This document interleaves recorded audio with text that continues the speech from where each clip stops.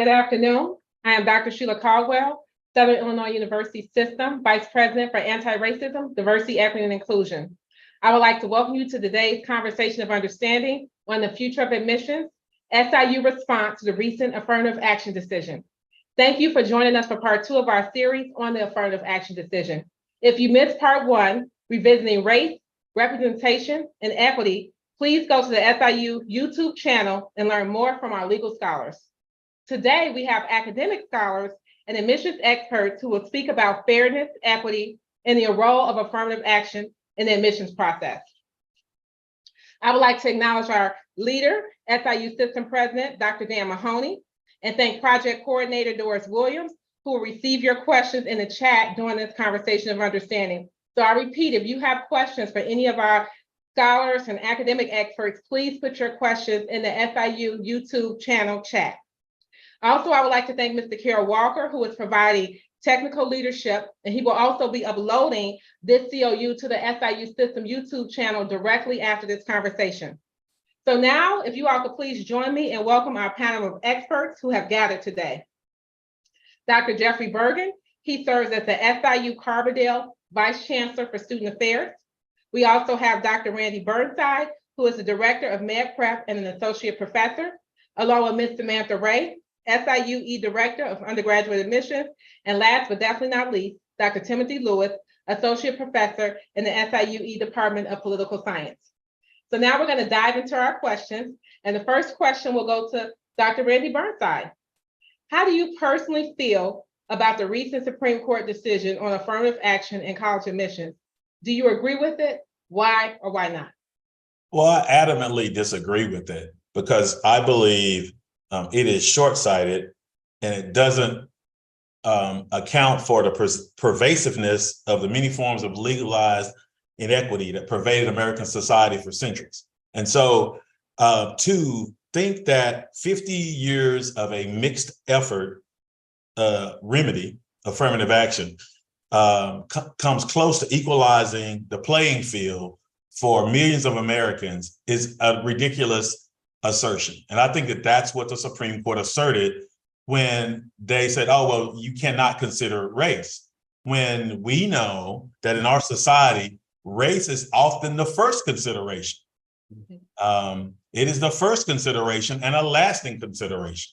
And so I think it is completely short-sighted, but I think it also speaks to a lot of the pushback and backlash we're seeing in the larger society surrounding issues of race, equality, and inequity.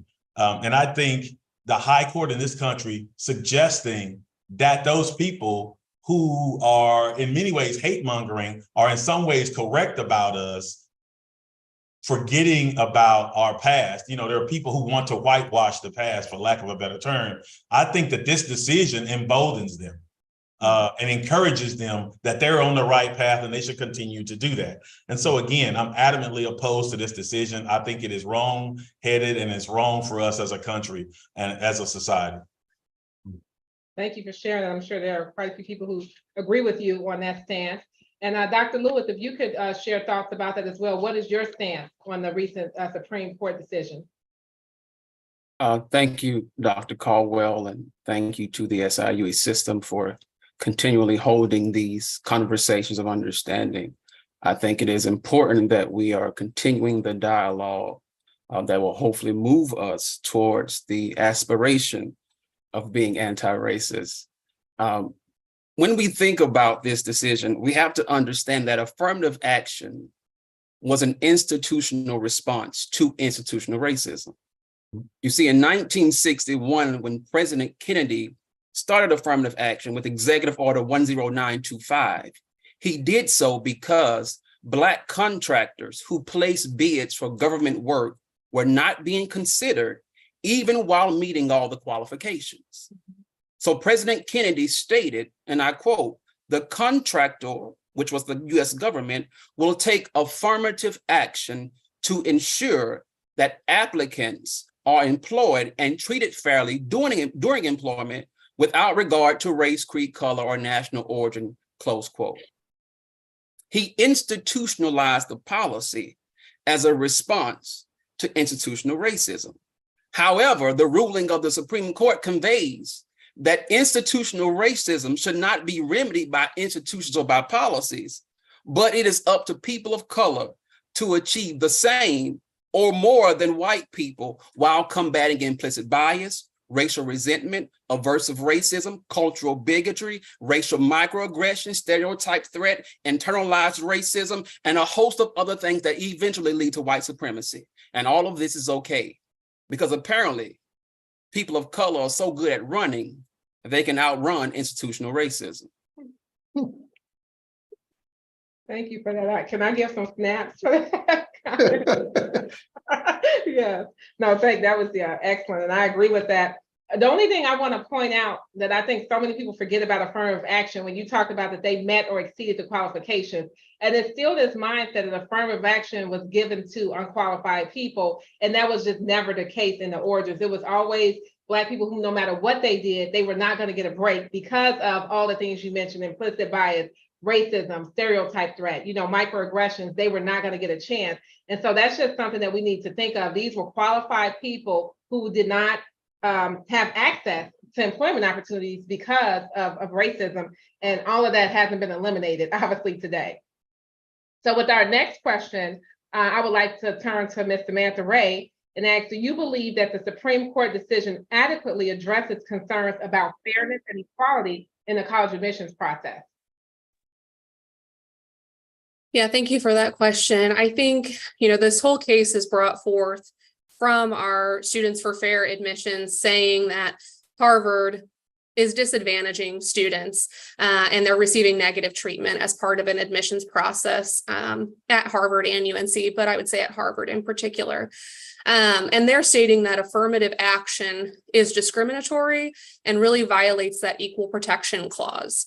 And so on this conversation, it really depends on how do you perceive that. And so the ruling was that that clause is saying that the government has to be colorblind.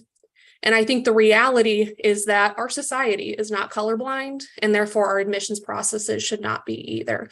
It is a very ignorant approach to the interpretation of that clause. And so I believe that, Justice Sotomayor really stated it clearly in that we are still living in a very racially unequal society. And so by having decisions like this being made, we are only going to continue to entrench this division and this inequality as part of who is enrolling at our colleges and universities, but also who is going into our workforce and having opportunities in leadership positions. Because this is truly affecting, I think, our highly elite private institutions most. And if we are not allowing Black and Brown students to be in those spaces, we are really restricting those pipelines to leadership positions in our country. And I think that is certainly not a space of fairness or equality that our nation should be headed towards. Excellent. Samantha, I'm going to just build off of something that you just said. When you talk about elite institutions, but here at SIUE, we have the dental school, we have the medical school, we have law school. And I'm just curious, even though we are a regional university and this may not affect directly our undergraduate admissions, does anybody have any thoughts on how this will affect Black doctors, brown doctors, people in the dental school, law school? Any thoughts on that? Well, I mean, I can speak to that because I work for the medical school. And if you look at enrollment numbers in professional schools, they're way below, for Black and brown people, they're way below the representation in the population. Mm-hmm. And I think when you make blanket decisions like the Supreme Court did based upon elite school admissions, you get caught up in the middle of this mess, a lot of other institutions and situations that are using race in a way to create, for instance, better health for Black and brown people. Mm-hmm. All the research shows that Black and brown doctors make a difference in the health of Black and brown people. And so many medical schools have as part of their mission, this goal to create more Black and brown doctors, because we all want better health for Americans as a big picture, but also Black and brown Americans who suffer greatly from illnesses that, if detected earlier, could be cured or could be treated in a way that would allow them to have a better life. And, there's an economic impact to this whole better life idea too, right? You live longer, you live healthier, you work longer, you pay more into the system, and the system is better because of it. And you're not, dependent upon the system more. And so I think it's, again, the numbers show that decisions like this will have significant impact on professional schools. Look at Proposition 209 in California. Just ask Californians about Proposition 209 if you want to know how significant that impact is and the cost of that impact. Talk to people in California and you'll find that out. Excellent, thank you.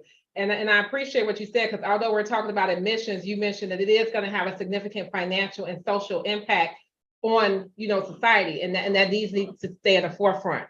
And so, Dr. Bergen, as you serve as the Vice Chancellor for Student Affairs, how do you think the recent Supreme Court decision addresses concerns about fairness and equity in the college admissions process, and even in the role that you serve in? Well, I mean, honestly, well, first of all, thank you very much for the opportunity to be with you all today.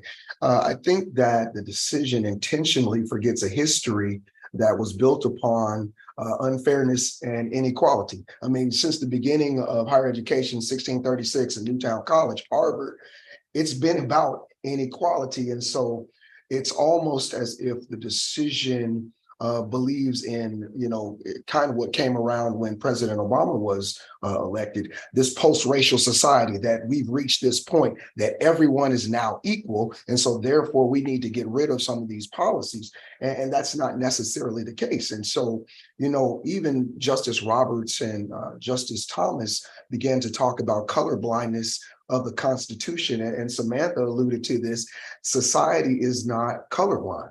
And so when we're making decisions as it relates to admissions, hiring, and other things, we all want individuals to be meritorious, but we want equality for all. And so we're going to have to get to a point where an accurate starting point, if we're going to make policies and decisions as it relates to this. We have to make sure that everyone has equal access. Absolutely. Thank you for those comments. And as you talked about admissions, like broadly, how it's going to impact, Samantha, can you tell us specifically how the SCOTUS decision is going to affect SIUE? Jeff, if you could talk about how it may affect SIUC as well. Yeah, so I mentioned that this is going to have a big impact on universities that are private, elite, and much more competitive driven admissions practices.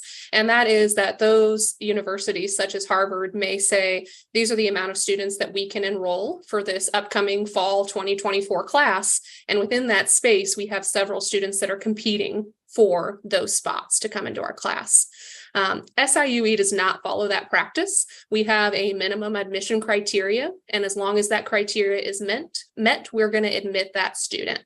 So race as a checkbox item, as identified by the Supreme Court in this decision, has not been a factor for SIUE in the past. Where it may come into play is our students that don't meet our minimum GPA criteria of that 2.6. They're going to be asked to submit a supplemental essay to explain why they may be admissible to our university and may be a good fit. And their ability to share their personal identities and experiences is still allowed as part of this decision. So I do not anticipate this having an adaptation to our actual policy of how we admit students to this university. I think it's going to be in continuing our practices and how we recruit these students to our university. Absolutely, excellent. Dr. Bergen. Agreed, and I would echo the same sentiment as Samantha. We don't use race-based admissions policies, and so for us, it is a hope as we're on the road and we're recruiting. We have open arms, and we're saying, please come to us. We want you for your academic prowess, and if there are individuals who may fall in a conditional admit status, we do have programs that work with those students that bring them to campus, that allow them to earn credits and to see also if it's an institutional fit. And so we want to do those things necessary. And this is not just for underrepresented students. This is for all students that may not meet the criteria of our institution. And so, we are a racially diverse institution, very proud of that. But we want to make sure that we're doing everything for all students to feel welcome as they come to our campus. Absolutely. And one of the things I want to build on, if I could just kind of borrow a few comments from Dr. Camille Davison, who is the dean of our law school. She gave a keynote at our equity symposium last week. And I think it's important to say for students who are watching this, or for parents who may be watching this, the affirmative action decision does not affect 95% of underrepresented students, 95%. So when we hear these type of laws being made, there could be a concern that, oh, maybe I can't go to college, I can no longer access college. And I just want to say that is not true. 95% of students will not be impacted and have not been impacted by the affirmative action law. So please apply to SIU Carbondale, please apply to SIUE, because again, as you have heard from our admissions experts, that you can still come, we will serve you, and you will be welcome and treated well from freshman year, graduation, as well as alumni. So again, please continue to apply to SIUE or any other college of your choice as well. So with that, now I would like to go to Dr. Burnside and follow up with Dr. Lewis. What challenges or opportunities does this decision present for promoting diversity and inclusion on campus? Again, we heard the Supreme Court talk about race, color blindness. How do you think this will affect us promoting DEI on our campuses?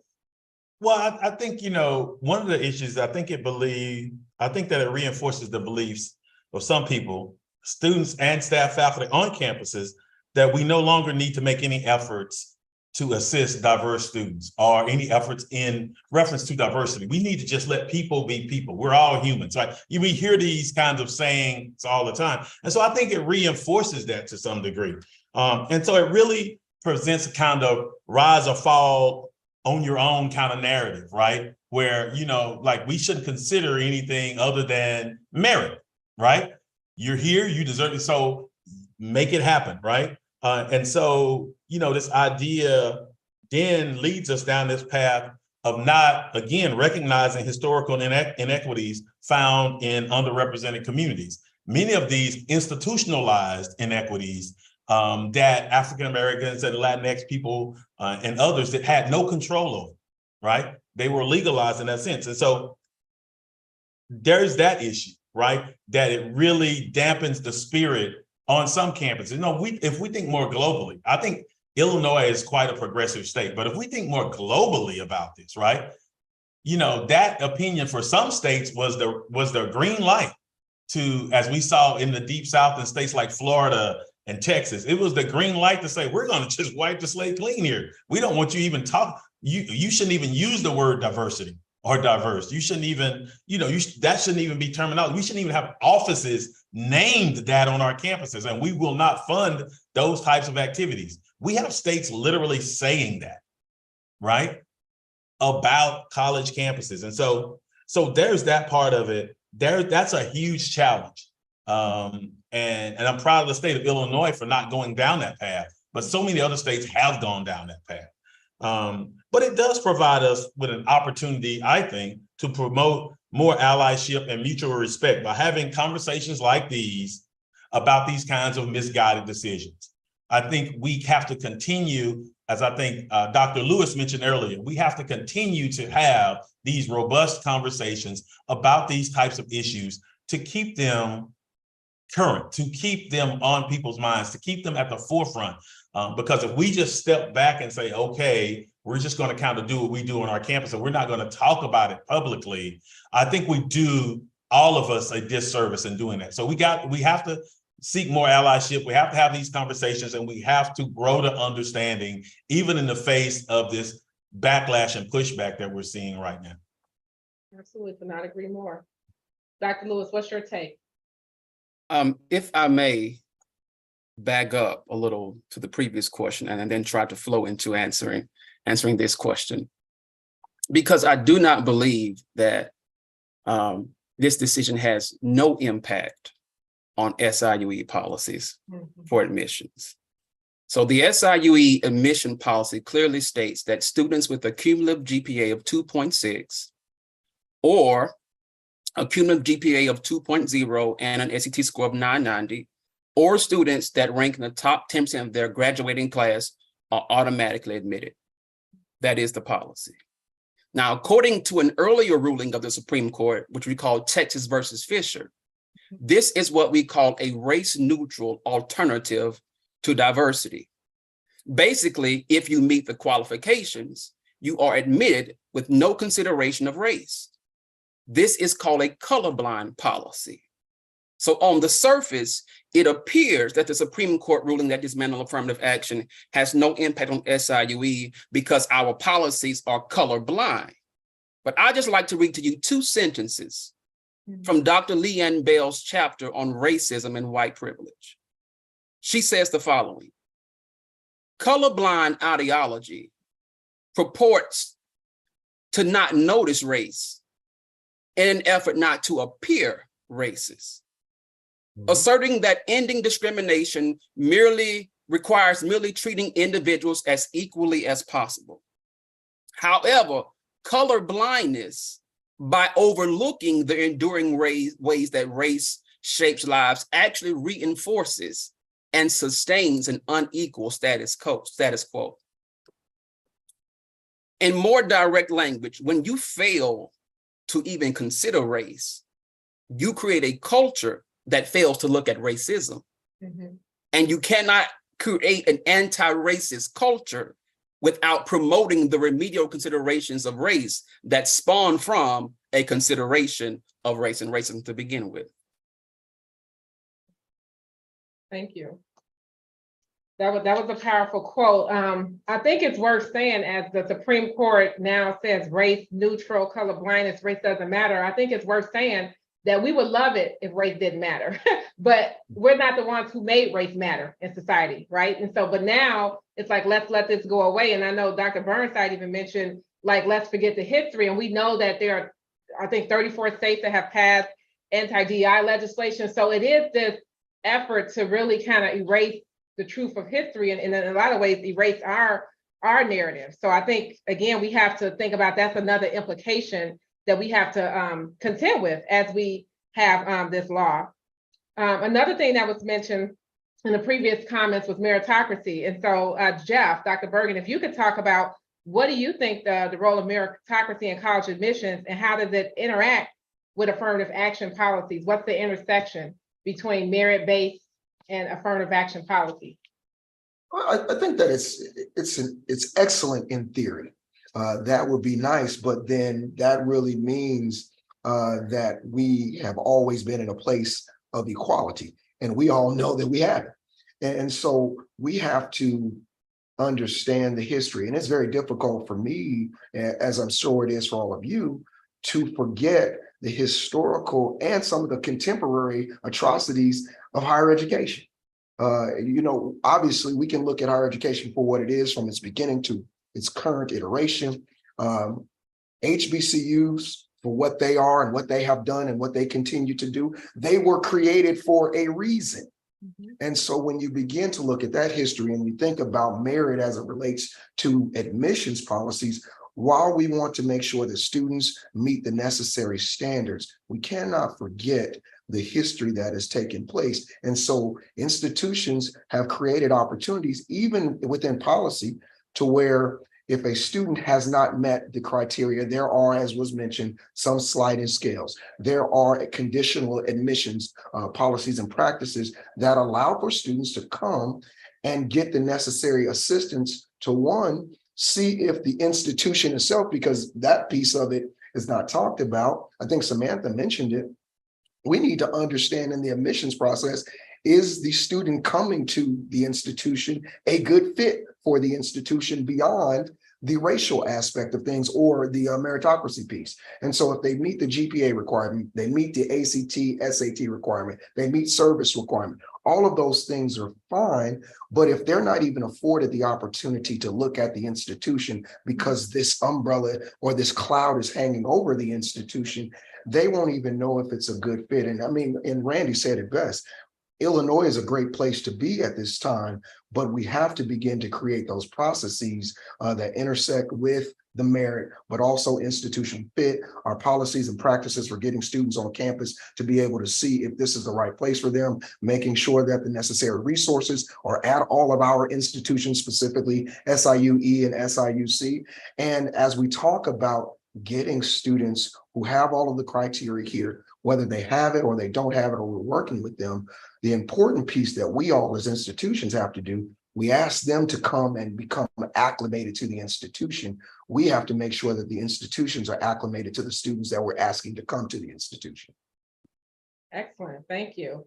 So you all heard a very detailed response. So this is the man to talk to to get into the campus. We appreciate it. Wendell Williams is over enrollment management. Wendell Williams and Dr. Bergen. No, that was a very thoughtful comment. And I would now like to invite our president, Dr. Mahoney, to also talk about meritocracy and what he's seen throughout higher education as it relates to that topic. Yeah, and I think it's like Dr. Bergen said, it's often one we all think sounds really good. It's in practice that it often falls apart. And you certainly see that with college admissions. I was actually responding to a childhood friend about this Supreme Court decision and about how it should be based on merit. And I'm like, well, what's merit? And how do they actually use it? And if you look at some of those schools, many of the things they consider, which legacy's been talked about a lot, that's not based on merit. Children of employees is not based on merit. Athletic performance, you could say, is maybe based on merit, but maybe not really related to academic merit. And most of the ones that they use actually overwhelmingly benefit white applicants over Black applicants. And even things like, for example, a lot of the private schools want geographic diversity. Well, because our Black and brown populations tend to cluster in the same areas, if you go for geographic diversity, you have actually advantaged white applicants in that process. And so as you start to break it down, there's more and more areas where the processes that are used at these institutions actually tend to benefit white applicants, and often rich white applicants, more than any other group. So I think that this idea that it was ever based purely on merit, other than the race part, and in fact, I've argued the race part was needed for many reasons, but in part because all of these other factors actually benefited the white applicants. But the ones people usually refer to as high school GPA and SAT and ACT scores. But SAT and ACT scores, don't really predict college success very well. And they also are racially, culturally biased. And so they're also not a good use of determining who's meritorious and who's not. And then even when you look at grades, you think, okay, that's probably as good as we get. But even that, we know there's a lot of private schools that rich kids go to that actually inflate their grades because they know that'll get them into these same universities. So sometimes even that is not purely merit because it's different across every high school. So this idea that somehow we can base it purely on merit, we really can't. And that's the challenge, I think, of finding a fair process. The other thing I would say for these elite universities is every applicant who really was at a point of being considered as meritorious, that almost all of them were actually high achievers to some level. They're not actually in the pool usually, with a few rare exceptions, but for the most part, they're actually fairly meritorious. They're trying to determine from that group of meritorious students which ones you actually admit. And that's, I think, a different concept than people think about, that somehow students were getting in because of race who were not qualified or not meritorious. That was never the case at either UNC or at Harvard or any of the other schools kind of like that. But I did want to kind of follow up too on Dr. Lewis. Even as we look at our own things, I think we should be constantly challenged, why I love Dr. Lewis, constantly challenge us to look at things that maybe we can do something different in how we're communicating our admissions in a way that acknowledges race in some ways, or takes into account that, like you even mentioned, one of the factors, if you have a lower GPAs, we're going to use SAT score. Well, maybe we can also use something else as well, not just SAT scores, which is bias. So thinking about, is there anything we're doing that not intentionally in many cases, but is resulting in racial bias that we can change? And I think that's on us to look at ourselves, even though, as you mentioned, we're not affected by this as much as Harvard and UNC. It doesn't mean we're not affected and that we can ignore it. Absolutely. No, thank you for that. And I just kind of took a few notes as you were talking. So we know that race, again, has been under strict scrutiny, and that's been applied. And that's why we have the Supreme Court decision. But the other things that hasn't been factored in that also privileges people, we talked about legacy, employees, geographic location, wealth. So these are all things, again, that advantages people, but it's not a part of that decision. And again, it's going to impact students who come to us, specifically students who are racial, ethnic minorities. So I think that's something that we need to think about as well. As we've talked about different ways we can navigate this space, Samantha, can you tell us what type of guidance has the Supreme Court given us to help us implement the new affirmative action decision?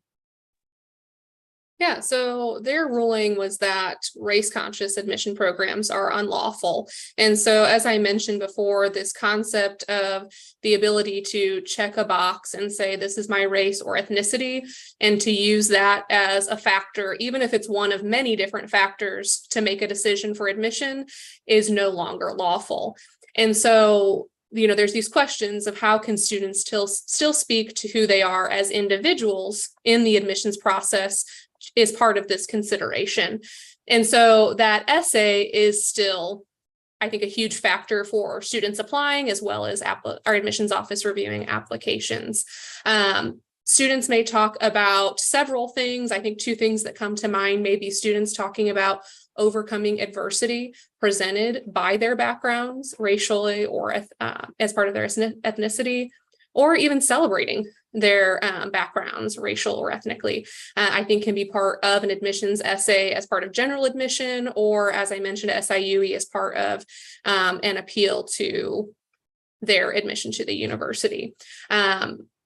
Really what they're saying, as long as a reviewer in looking at these pieces is not reading these essays and at the point of either the student self-identifying or them being able to identify this is someone's identity and therefore this is the decision that I'm making, and we're still looking at it as a holistic review process and still seeing this as part of the individual's experience and their ability to be successful at our university, all of that is still allowed as part of the admissions process.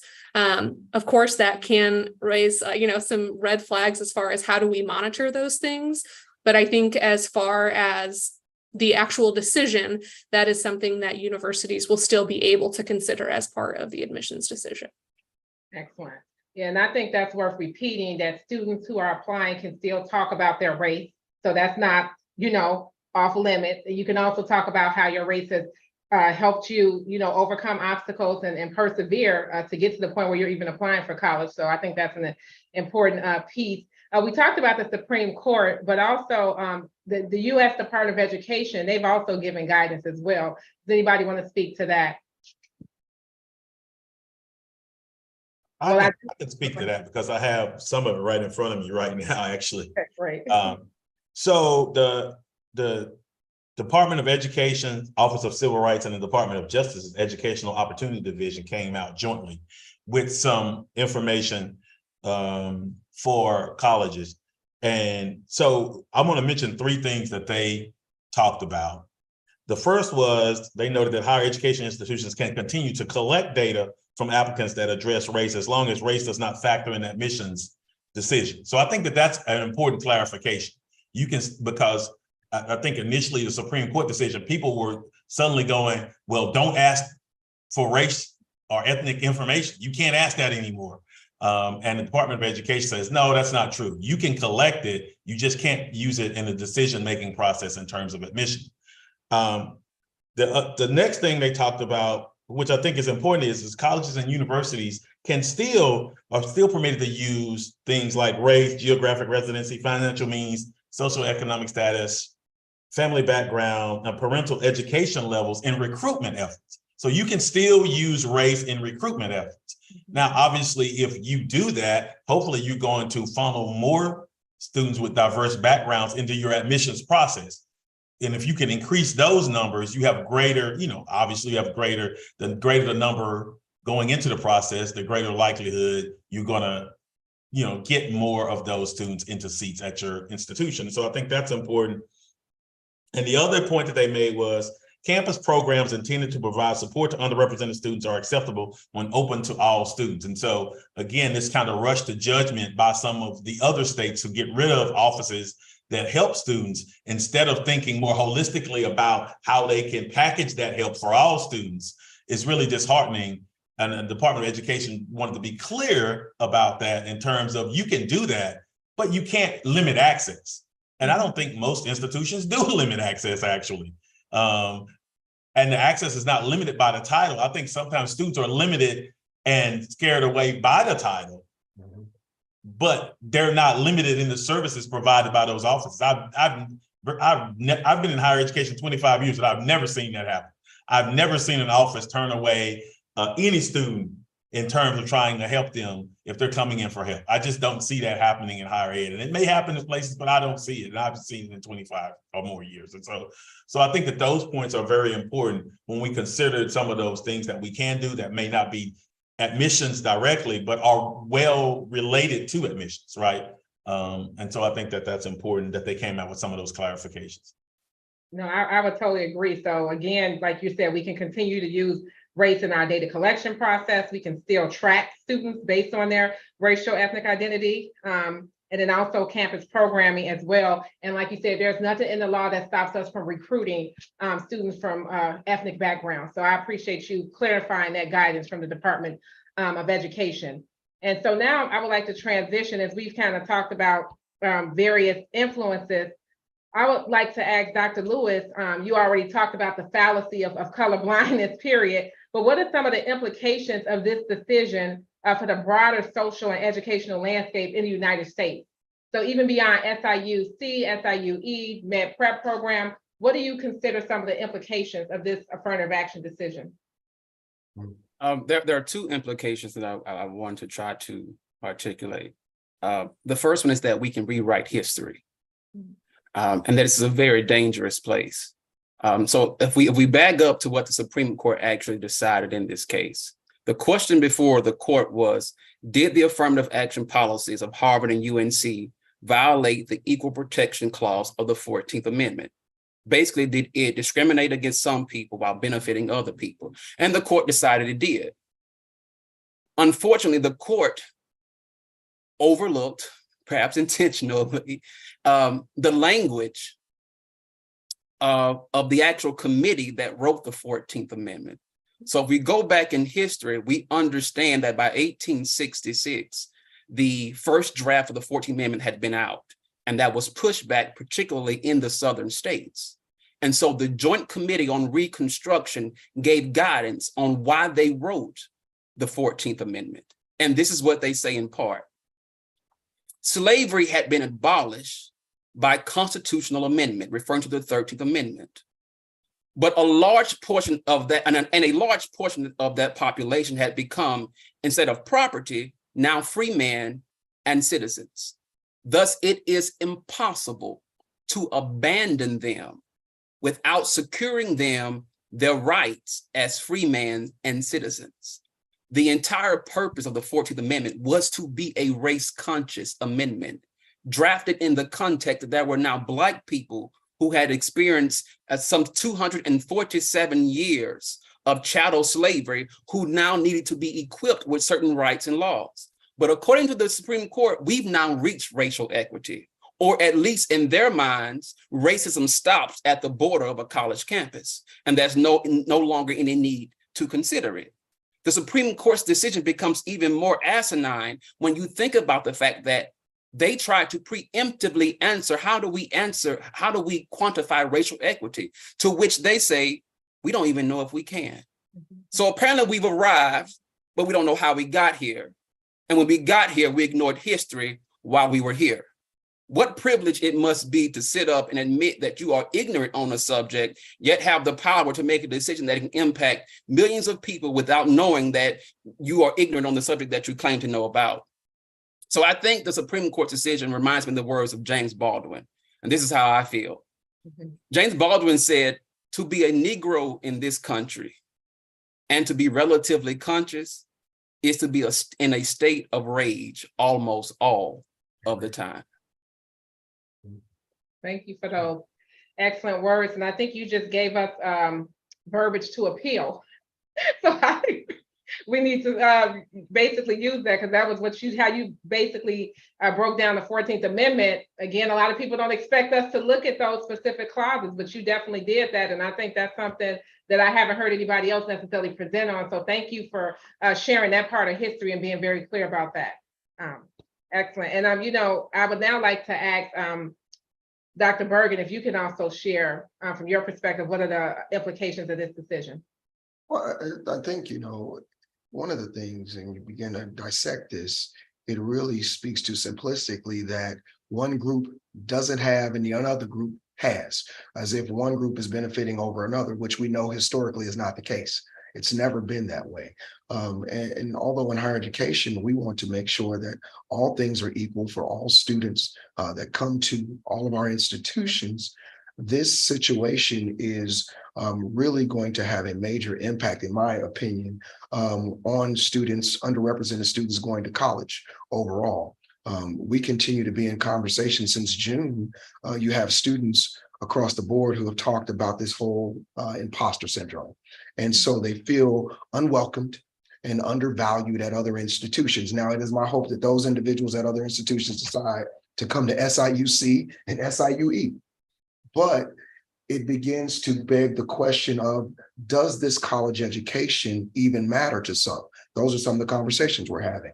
And so I'm very frightened that because of this decision, individuals would rather go into the workforce than see the value and the importance of what higher education is and can be for them and the conditions of their families and their communities.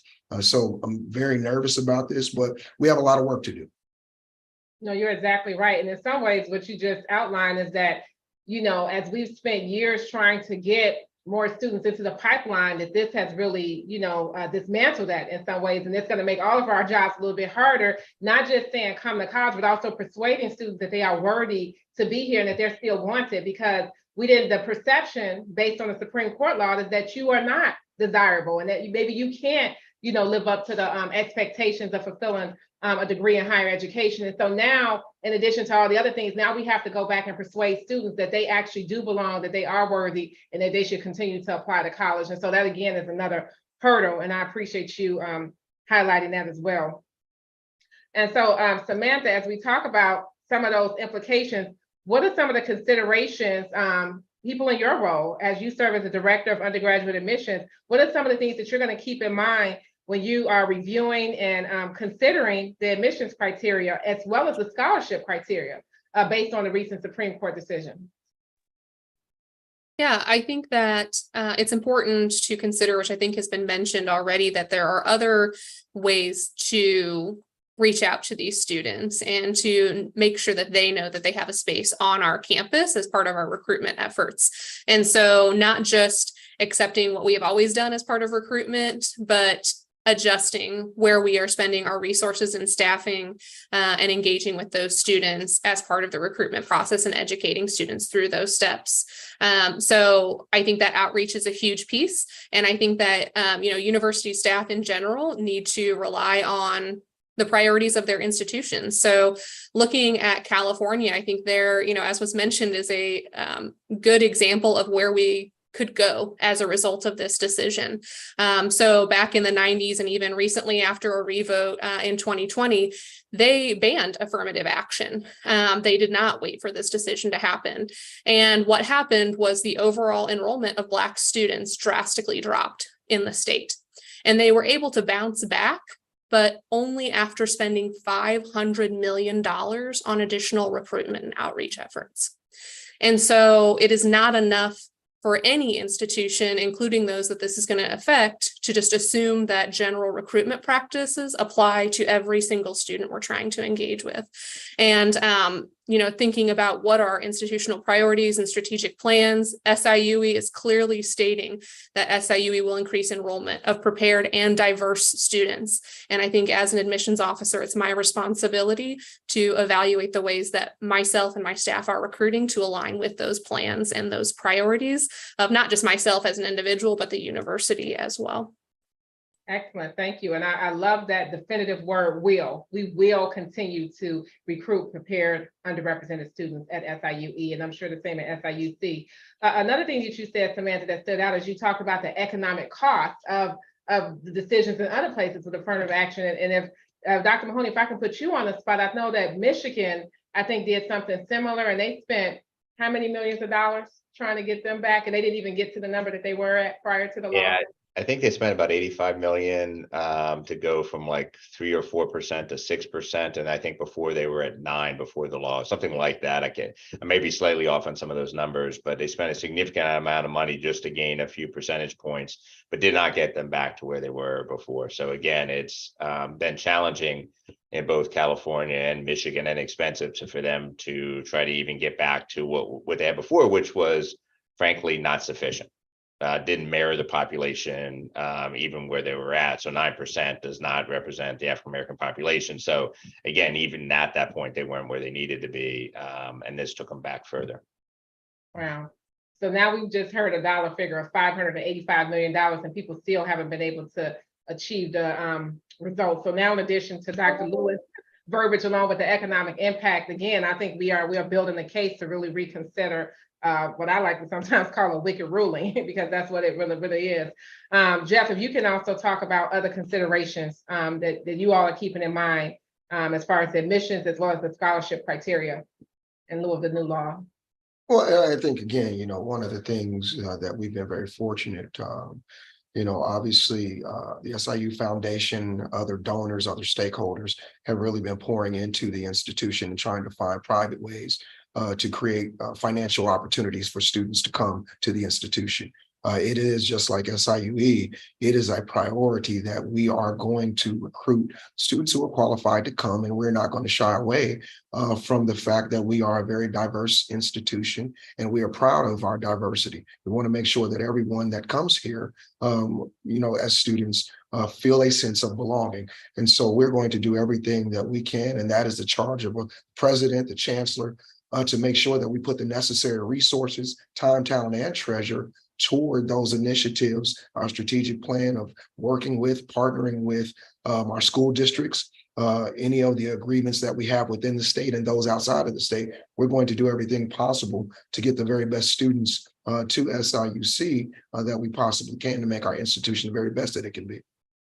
Excellent, thank you. And as you can see, for those who are watching, that we still are resolute and we are moving forward with our recruiting process, specifically with students who could be most harmed by this decision. So I hope that comes through loud and clear, and I want to thank you all for that commitment.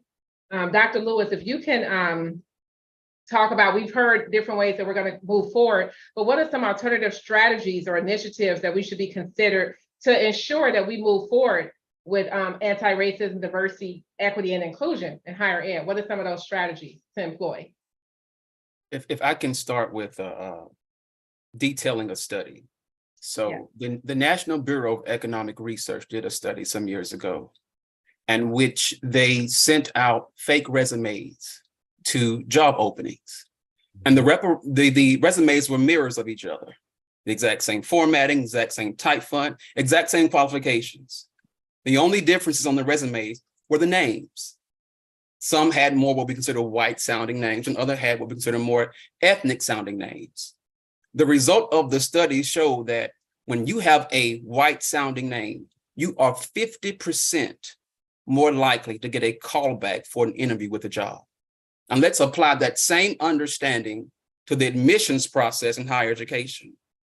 Because I feel like one of the things that we can do in order to move us towards greater diversity and inclusion is actually train the people who review the admissions on how to temper their own implicit bias and microaggressions when they're reviewing these applications. I sat on the review admissions committee for about 1.5 years, and I will not reiterate the things that I have seen. However, I can tell you that there are individuals on those committees who do not know, who are not conscious of their own racial biases. And so even if the individual can make it to that point, then they're therefore stopped by the very racism that we attempt to say that we are trying to negate. So I think one of the things we can do is really institutionalize training of people in certain positions so they're not gatekeepers for the racial minorities. That's an excellent recommendation, and I agree that needs to be done, and it's even more crucial now that we have this law in place. Another thing that I wanted to just kind of piggyback on that you mentioned with the study I think it's important to note that that study was not just done in one city. It was UCLA did the study, University of Chicago did the study, Stanford University did the study, and they were looking at these major cities with diversity, and the results were the same. And in fact, I would go on to say that every time they do these colorblind studies, America fails, right? I mean, because they failed in every single situation in those particular studies. And so we look at this law, and again, it is not reflective of how people actually practice, you know, their biases and their behavior in society. And that's just one study that unfortunately, again, illustrates that. Samantha, if you can talk about maybe some alternatives or strategies that you're considering to ensure DEI on SIU campus. Yeah, so for us, we have several initiatives to focus on supporting these student populations. Our priority right now is increasing our staff, both at our recruitment level and our leadership level, to recruit students from the Chicago area. And so at the direction of our chancellor, seeking opportunities to not just passively attend a college fair or a visit at a high school, but to actively engage with students by bringing programming to them and bringing staff to them that they may not otherwise be able to access just through a visit to our campus. And so it's being proactive and listening to what students and families need to be able to make a decision and feel like our community will be one of support, both academically and socially. I also want to highlight Hope Chicago. I think this is a really phenomenal program that both SIUE and SIUC have been able to be a part of, and an area that we are certainly expanding. And that's where bringing in additional staff to support these students and this wonderful program, I think, is really, really important, because to just say that we're participating in this program is one thing, but to have staff resources assigned to them as part of their job responsibilities and creating accountability with those staff members to engage with those people on a regular basis, not just as the recruitment process, but also once they're on our campus and continuing those support systems in place, I think is really important. So those are initiatives that we're particularly working on. And then certainly looking to expand into what can we do with a more local population in the St. Louis area, in particular upward bound students and charter school. Excellent. Thank you for that. And I think it is important, like you said, one of the strategies to continue to outreach and partner. And again, under leadership of Dr. Janice Jackson, who's the CEO, and Michelle Howard, who is the Chief Program Officer, they've removed a lot of the financial barriers. So like you said, it just makes sense that we partner with those type of organizations to ensure success for, again, students who are impacted by this. I would like to say, before we close out with our last question, for those of you who are watching today in the audience, please forward your questions for our panelists. We're nearing the end of our prepared questions, and we look forward to whatever questions you have for any of our panelists today. And now, as we close out with the last question, I would like to start with Dr. Burnside. In your opinion, what are the potential long-term effects? Like, what are the long-term consequences of this decision on higher education, diversity, society? What do you think we can look as we look down the road? What can we expect? So thank you, Dr. Caldwell. Well, so I will first say that, again, look at California, over 20 years to get back to where they were after Proposition 209, and $500 million at least, just to get back to where they were 20 years prior. Now, remember, it took them 20 years and $500 million to get back to where they already were. Imagine if that 20 billion, imagine that 500 million or more over that 20 years used to promote more diversity, equity, and inclusion, right? Look at where they could be. Look at that as a model, right? But instead, in a time when higher education funding is under assault, and I know President Mahoney can speak to that almost universally across the country, they're spending money to the tune of millions of dollars.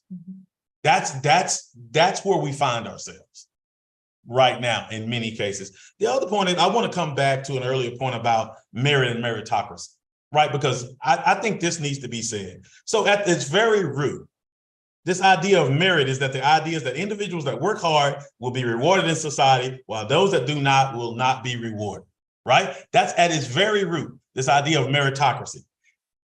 Now, I can remember, let's not forget slavery. Slaves worked really hard. Yeah. They put in a lot of hard work, but they were not rewarded. What type of meritocracy was that? So we kind of whitewash history. We say if you work hard, they did, and they were rewarded with freedom right into poverty, the same or worse poverty than they were in when they were slaves. And then if that was not enough, they were terrorized, victimized, and delegitimized as humans. So we talk about merit now, a mere less than 200 years later, like it's you have to be worthy of this. You have to earn it. Like those, as Dr. Lewis pointed out, those 250 years prior didn't exist. Like that we all started out all together in a kumbaya moment. We're all here together and we all have these same opportunities. And so you expect people who were legally excluded from equality, equity for centuries to now be equal in merit to everyone else. It's a fool's errand. And so what we are going to see, what the long-term effects, what we're going to see, we've already seen them. We've already seen examples of them in California, Michigan, other places, except now it's going to be worse because some of those things happened when we were in a much more progressive mindset as Americans. We are now not in a progressive mindset as Americans. We are moving backwards in terms of how we view diversity, equity, and inclusion, and how we value difference. And so I would argue that it's going to be worse than what we saw in California, Michigan, and other places. Because at least during that time, we had some progressive leaders who were out there pushing against that, pushing back against that, right? And what we're seeing now is a piling on effect in the opposite direction. And so, I think we're in for a long fight in terms of trying to push forward, given the resistance that we're meeting. No, thank you for that. That was sobering, but I think that it could be very accurate. I agree with many of the points that you shared. I think another thing to highlight is, as you were talking about the fallacies, we've heard Dr. Lewis and many people, talk about just how this is not a realistic law based on what's actually happening in society. And I think it's important that we, there has been this incomplete false narrative, right? And so now we are getting these different perspectives. And that's another reason why it's important to have these conversations so we can have, both sides of the story and a more accurate view of what's really going on. So I really appreciate, again, the accurate statements and the different perspectives that have been shared today. Now I would like to actually turn to our president. What are some of your opinions about the long-term consequences of the Supreme Court decision?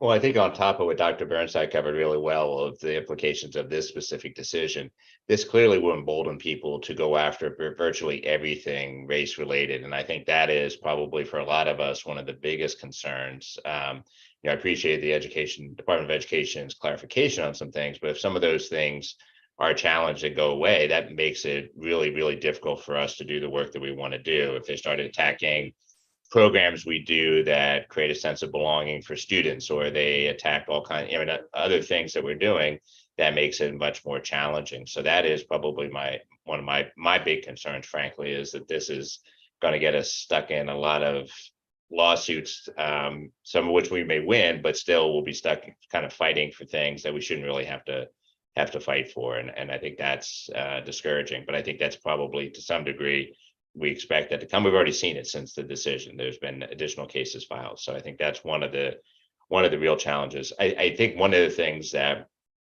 I'm glad that the Department of Education clarified, and back to what Dr. Burnside was talking about earlier, is our ability to use data and collect that data. And the reason that's important is because Dr. Caldwell knows this as much as anybody. We have regular talks about the data and looking at every time we see something that seems inequitable. So we're not seeing the same participation in these types of programs, or we're not seeing this.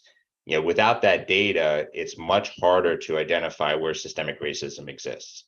And really, whenever you see that kind of large disparities, systemic racism is what's happening. And now figuring out why and what we can do to change, what strategies, that becomes that next step. But if we don't have the data to be able to look at those inequities and to kind of search out where we see systemic racism, that will make it far more challenging. So I was glad they clarified that point. I hope that point doesn't get challenged legally, but again, that will be interesting to see whether we get challenged on that. So again, I'm concerned not just about the decision, but what may come next. On the upside, I'll try to leave on an upside. We are in Illinois. That has been said a few times. We're in a better situation to be able to do some things. And I am one who tends to think that over the long term, we will get to a better place, whether that's 10, 20, 30 years from now. And if we start doing some good things today, that will allow others to mirror what we're doing and copy what we're doing kind of in the years going forward, so that perhaps 20 or 30 years from now, we have a more equitable higher education system than we have today. And that's certainly my hope. And that's what motivates me. And I would second that. That is, we have to keep persevering.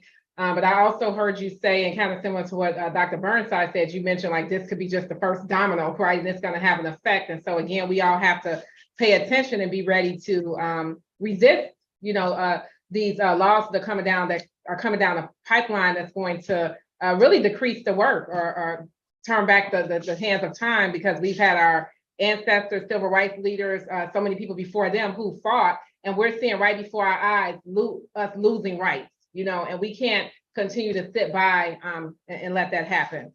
So as we've heard from Dr. Burnside and President Mahoney, I would like to ask the other panelists their perspective. Dr. Bergen, what are your opinions about the long-term effects of this decision, higher ed, society, DEI related initiatives? Well, I mean, I think it's going to cause it's going to cause our ADE&I people to be more creative in the work that they do. But we're all ADE&I people. And so we're going to have to collectively come together and do those things necessary to create the best opportunities for students to come to our institutions and support them with the necessary resources. But then they were probably going to come more intently for the resources that we use for these initiatives. And so we're equally then going to have to be more creative on how we utilize those resources and being good stewards for those kinds of initiatives that we have. As been stated several times, being in the state of Illinois is a wonderful thing because now that they're coming for these race-based initiatives, that means that sooner or later they're going to come for other social constructs. Obviously we've had issues recently as it relates to gender and reproductive rights. And so you're going to have those kind of things. You have sexual orientation, you have class, religion, ability, And so we have to prepare ourselves to be in the fight as the decisions are going to be coming to eradicate all of the hard work of those individuals of the past. And so I think that we are at our institutions up for it. It's going to be a challenge, but we just have to be prepared to do the work that is coming, because it's definitely coming.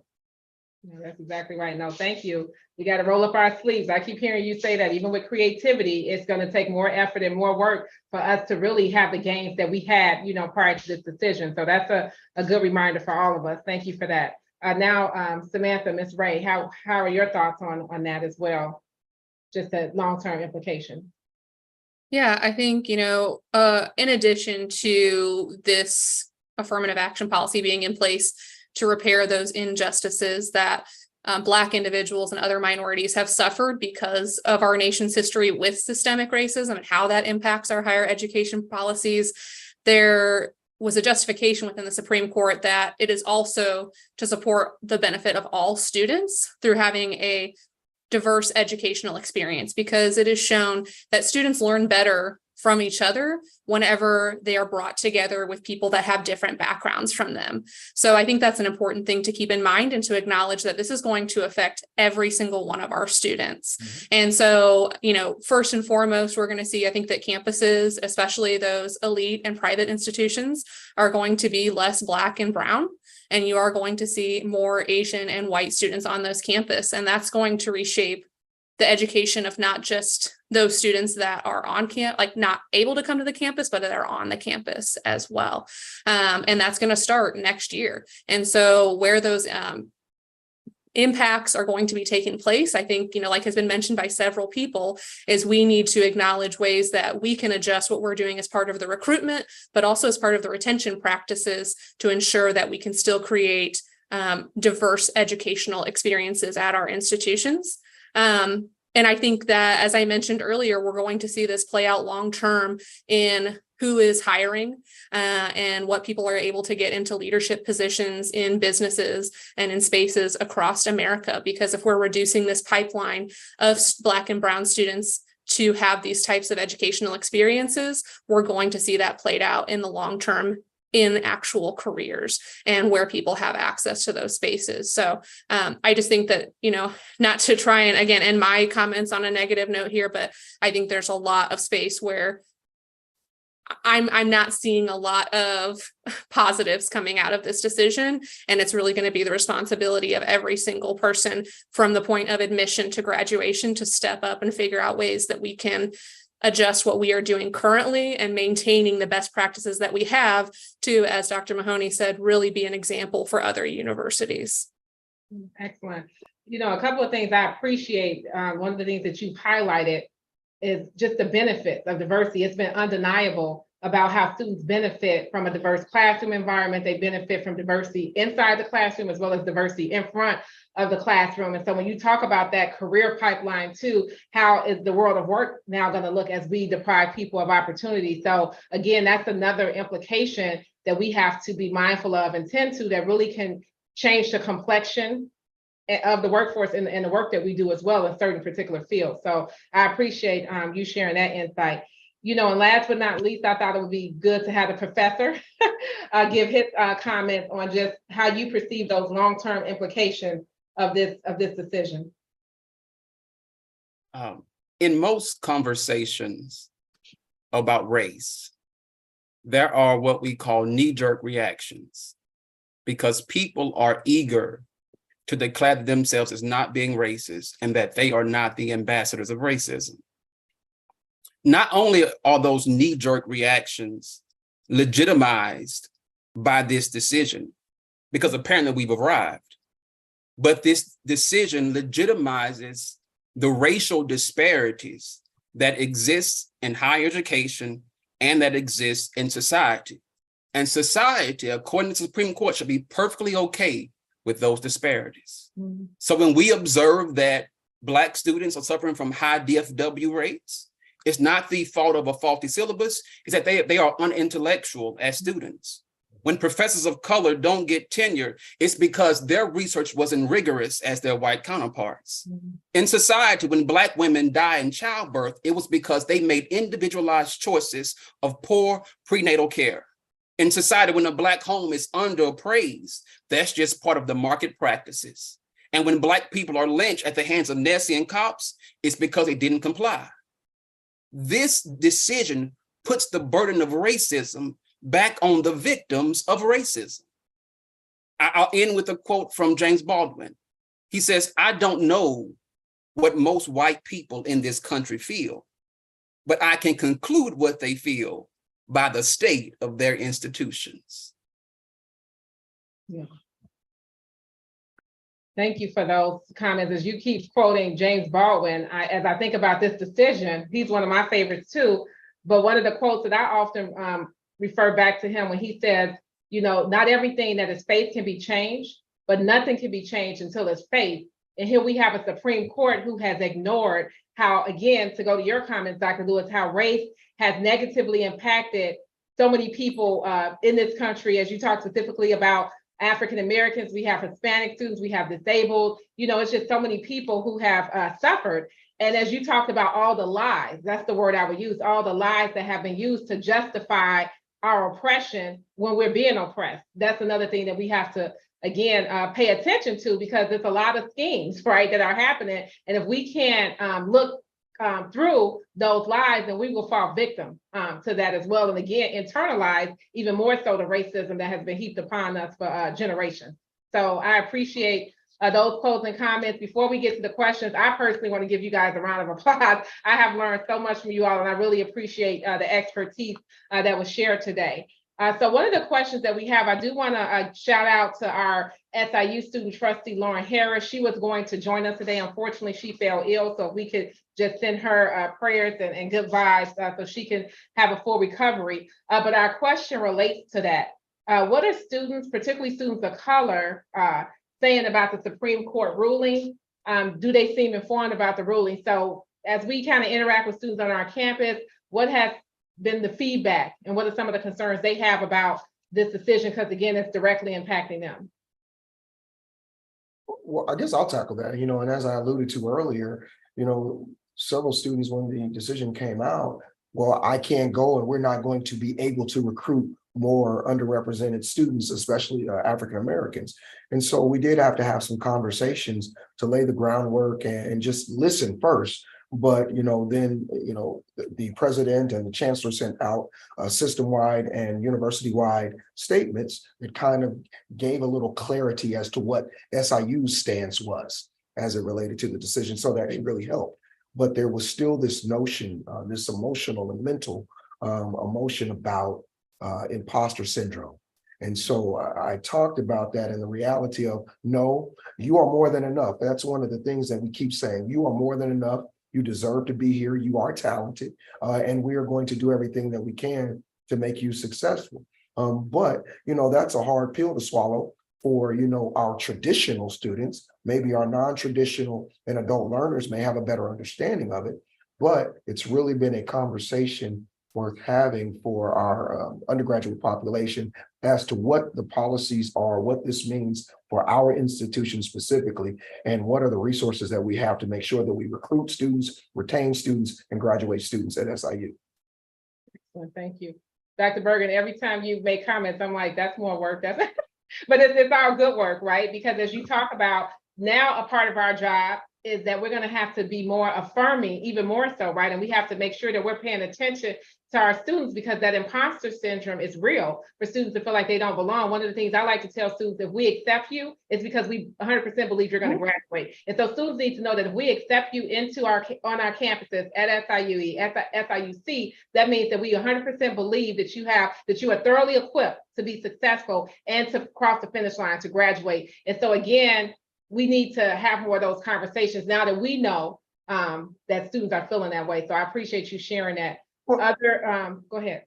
Well, and one of the things, that we try to focus on also, going back to the strategic plan piece of it, we can't just focus solely on the students that are currently on our campus. We have to begin to educate students that we want to come to our campus. And so we're trying our very best to enhance those camp opportunities, those bridge opportunities, so students can actually come to our campus and see what we are about. And that's not, those programs as it relates to our Bryson Future Scholars or Hope Chicago students. We want to make sure that we are going into our school district locally to make sure that students know that SIU is a place for them, all students, but especially underrepresented students. And so that whole notion, we don't lose sight of it. If they see it, they can be it. And so we're working intently on making sure that those opportunities happen.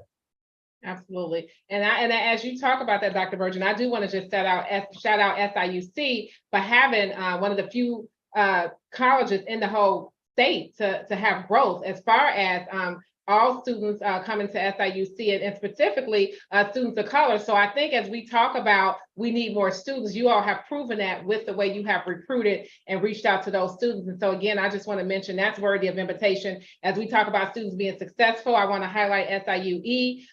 Again, they just recently were able to boast a 10% increased retention for African-American students, I believe 4% for Hispanic students. So I'm just proud to say that we have examples here who are not just talking, but also walking the walk on their respective campuses. So kudos for that as well. Thank you. Dr. Bernstein, your comments. So I would be remiss if I didn't bring up the fact that while a lot of the focus is on undergraduate education, and to some degree rightfully so, professional and graduate education stands to suffer way more. Absolutely. Simply because decisions are made by committees and not like open admissions or this score, that score. It's really more nuanced and it's really more committee based, right? And so now you take race out of the equation. And so many of our students are asking the question like, well, what's going on? Because professional school admissions are very competitive. There are limited numbers of seats, right? You know, undergrad admission, you know, if somebody called Dr. Bergen and said, we got 500 students, Dr. Bergen's like, well, we got residence hall space. We got, bring them on, you know, bring them on. Well, you know, for instance, our medical school only takes 82 students a year, right? So what our law school has a set number that they can take. Our graduate programs have limitations on the number of students that they can take. So taking race out of the equation raises concerns for those students who are seeking professional education. So let us not kind of ignore that they have grave concern about it because they know how competitive those programs are. And especially the better the program, the more competitive it is. And so now you've taken a crucial thing out of the equation for committees to consider. And that is the racial implications surrounding a student's application and their matriculation, right? Those racial implications, let me tell you, they matter in committee decisions when those conversations can be had. Now they can't be had. And I've been in places where they were had and saw the wonderful results that you can get from being able to have those conversations. And I've been at places where you couldn't have those conversations. And I saw the results, the negative results in the enrollment of underrepresented students. And so I just think we find ourselves, particularly in graduate and professional education, in a really, it's a really slippery slope filled with barbed wire and razor blades. Mhm. Yeah, and that's a concern because as you talk about the medical school, we've heard about mortality rates, specifically with African-American women and other groups, and it's a life and death situation, right? And when we talk about more boasting, is that the SIU School of Medicine in the nation has been able to effectively and successfully educate and graduate African-American doctors. And so that is a concern that I have that we should all share, because again, we're going to see those numbers play out even more so when we look at the medical data and how, you know, less of us are living longer as a result, again, of this decision. So again, we talk about undergrad, but I wholeheartedly agree with you that the professional schools, again, when we talk about the School of Medicine, the School of Law, you know, as well as the School of the Dental programs, that we have to pay close attention to those numbers and continue to collect that data. Any other feedback that we're hearing from students that we want to share? Dr. Lewis. If I may just chime in here. I know the question asks about students of color, but generally I'm getting questions from all students. And it's not a conversation. It's literally, Dr. Lewis explained this to me in terms I can understand in a way that I can process. And I don't want to belittle that point, because particularly for our traditional students, you have to understand that in the past 3 years, they've dealt with the trauma of COVID, the racial uprising of 2020, the overturning of Roe v. Wade, and now the affirmative action case. And the conversations always end, well, what's happening next? There is this heightened sense of anxiety and what I see as symptoms of poor mental health, because they're bracing themselves for the next big thing that will affect them and their generation. And so I think while we are talking about all of these things, that it has to be some type of increased allocation around the resource for mental health, because all of these heightened political events, at least as a political scientist and those students I deal with, it is affecting them on a very mental and emotional way that I haven't seen in my entire career. And so I think that needs to be part of the conversation as well. No, thank you for highlighting that. And I wholeheartedly agree with that comment. Like you said, students are facing more uncertainty than other students have in the past. COVID compounded that, as well as the anxiety. And so we do know that that is going to be the issue in higher ed as we interact with our students. And we do need funding and more counselors who can help them cope with that so they can be prepared as we transition them into the real world when they graduate. So that's a very important point, and I appreciate you highlighting that. As we have no more questions, I would like to have Dr. Mahoney, if you could just maybe close with final thoughts and just say, how do you think that we should approach this on our campus moving forward? Like, what type of mindset or temperament should we have with this law as we move forward in our work? Yeah, and I was just going to follow up actually on what Dr. Lewis just said there. And I think it's interesting because this really relates to the admissions of students who primarily are of that kind of Gen Z generation. And I can almost guarantee if we had put this to a vote of the Gen Z generation, they would have not have voted for what the Supreme Court decided. So they actually came up with a decision that completely conflicts with what the majority of students that age actually believe now, which again, part of the reason why I actually have some optimism about the long-term future is I think that they will handle things differently when they're in those positions of power. I think for us, like I say, going forward, it's back to what I talked about earlier, is consistently looking for where we can make positive changes. And like I said, in some ways we start with the data, but the data just tells us there's something not going right, and then allows us to dig into that and determine what is it that's not going right and how do we develop strategies to change that. And I think as much as we possibly can, when we do see positive things, and you mentioned Black Scholar experience at Edwardsville, which I'm hopeful will continue to grow and do better as each year that's in place, of publicizing that type of information and showing that there are things that places can do that can actually improve equity on their campuses and address some of the issues related to systemic racism. But again, the thing it's always interesting when Dr. Lewis talks about, explain this to me. That's a hard one to do. If you look at the data, how you can come to the conclusion that we're past any existence of systemic racism or need to address race is mystifying to me, because the inequities are blatantly there throughout any piece of data. So either you don't look at the data or you just, I don't know, come up with some other explanation, which I'm interested to hear what that might be. But there's no other explanation for some of those inequities in the data other than we still have issues to address. And I think for us, it's understanding we have issues to address as well. We have equity gaps a lot of times in our data, and we need to keep focusing on what we can do to improve what we're doing here. And again, hopefully becoming that model for other places. Absolutely. That model. Thank you, Dr. Mahoney. So again, I would like to thank our panelists for joining us today, as well as our participants. And so with that, we're going to conclude our conversation, and we look forward to seeing you on November 28th, specifically as we talk about anti-DEI legislation that has been introduced and passed in 34 states. Critical race theory has been passed in 30 states as well. And I want to end it by saying, I heard Dr. Burnside say, again, we're lucky to be in Illinois. I was talking to a colleague who did this particular role, DEI, in the state of Texas, and she said the week after she left, they wiped the entire website. And it was like her work had never existed. So I give that example to say that this is real, this is not theoretical, these things are happening across the nation. And we just kind of implore everybody to keep their eyes open, as they say, stay woke, and continue to basically fight for our rights, because that's the state that we are in right now in this country. So I just want to thank you all again for joining us, and have a good day. Enjoy the rest of your day. Thank you.